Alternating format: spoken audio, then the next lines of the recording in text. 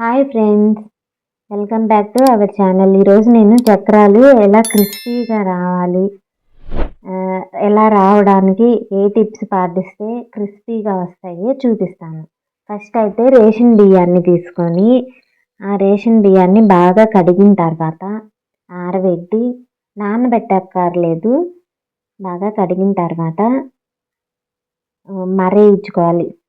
మిల్లులో మరేయించుకొని ఇంటికి తీసుకొచ్చిన తర్వాత బాగా జల్లించి ఒక డీస్లోకి తీసుకోవాలి.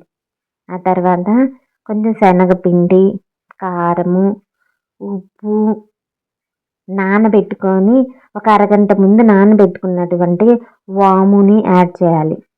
ఆ తర్వాత క్రిస్పీనెస్ కోసము నేను వెన్నని యాడ్ చేస్తున్నా. ఈ వెన్న వేస్తే బాగా క్రిస్పీగా వస్తాయి చక్రాలు అనేవి.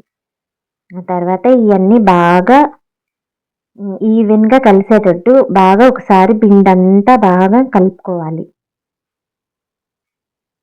పిండంతా బాగా కలుపుకున్న తర్వాత వాటర్ పోసి బాగా కలుపుకోవాలి.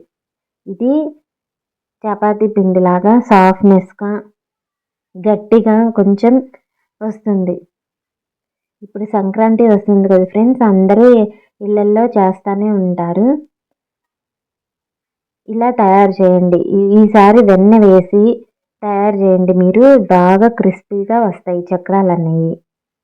ఇలా నేను చూపిస్తున్న విధంగా బాగా కలిపిన తర్వాత అంతా ఒక ముద్దలాగా చపాతీ పిండి లాగా గట్టిగా కొంచెం స్మూత్నెస్ లాగా వస్తుంది. ఆ తర్వాత మనం చక్రాలు ఒత్తుకునే మిషన్లోకి తీసుకోవాలి. చూడండి ఎంత స్మూత్గా ఉందో. ఆ తర్వాత చక్రాలు ఒత్తుకునే మిషన్లోకి వేసి ఆయిల్ని బాగా హీట్ ఎక్కాలి. ఆయిల్ అనేది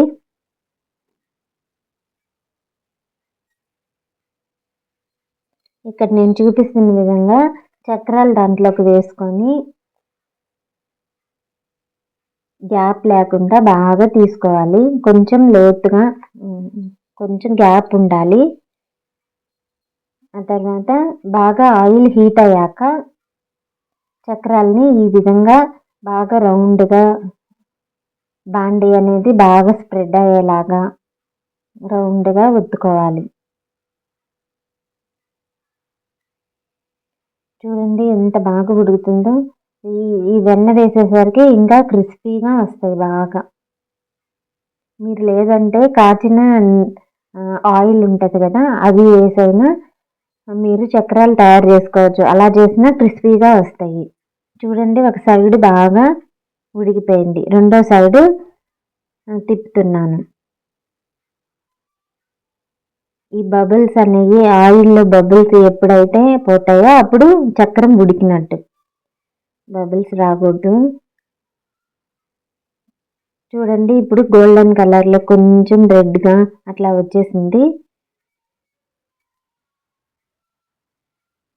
2 సైడ్స్ బాగా ఈవెన్గా కాల్చాలి.